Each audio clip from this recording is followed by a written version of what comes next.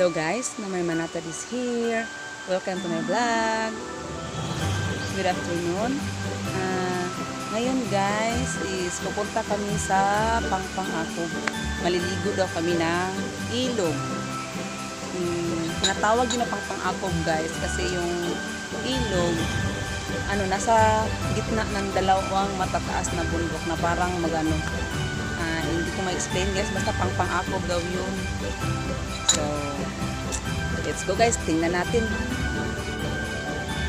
Okay guys, tabi-tabi po, ako magbablog lang. Punta na tayo doon guys, lakad na ako. Nauna na kasi yung ibang kasamahan ko guys. Nahuli lang ako kasi may ginagawa pa ako sa bahay. So, ito yan guys, so, ito yung daan. Yan. Yan guys, itong daan na to.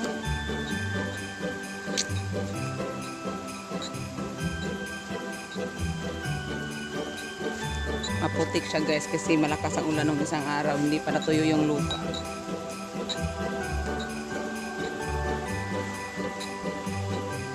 Narinig ko na mga hakhaka ng mga kasamahan ko doon guys, nagtatawanan na sila.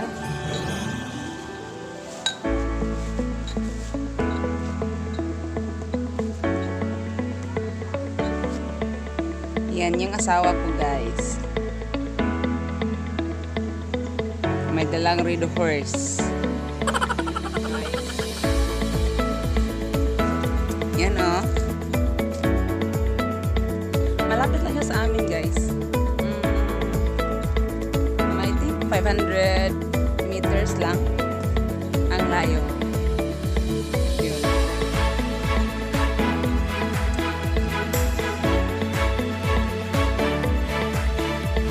Wala na dumating ako dito guys. Pangalawang beses ko pa lang itong maliligo dito sa Sapa. Since 2004.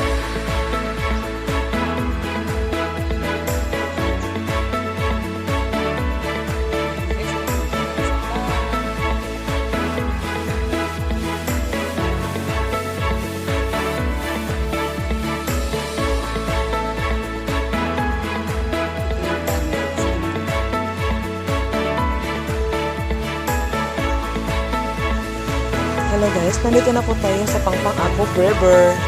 O diba guys? Tingnan nyo. Kaya pala tinatawag ito na Akog River kasi nasa gitna siya ng dalawang pangpang. Kaya pala tinatawag siya na Pangpang-Akog River. O diba guys, ang linis ng tubig.